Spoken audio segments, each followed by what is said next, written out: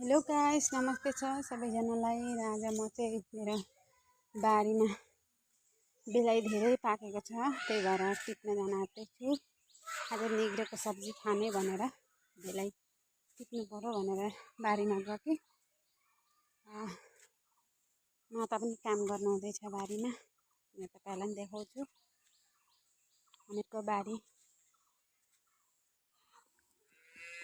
हेर्न सक्नुहुन्छ गाइस, यहाँनिर कति राम्ररी पर्सीको लहरा चाहिँ भइरहेको छ। माताले रोपेर यत्रो भइसकेको छ र यहाँ लट्टेको सागहरू पनि छ माझा माझामा।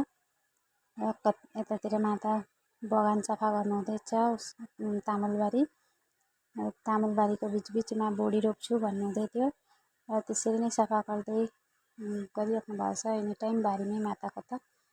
र त्यहाँ म चाहिँ बेलै टिप्नु पर्यो भनेर यता बेलै हेर्न आएँ र बेलै चाहिँ राम्ररी पाकेका रहन्, धेरै छन् पाकेका।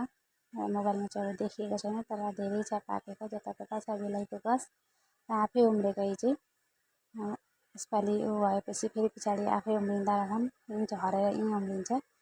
र हामीहरूको चाहिँ थुप्रो दिदीले पनि भुइँमा हालेर राख्नुभएको छ अचार जस्तो खाँदा पनि हुन्छ, कि नभए पछाडि बेलै नहुने टाइममा त्यतिखेर खान मन लाग्दा सब्जीमा हाल्न पनि सकिन्छ।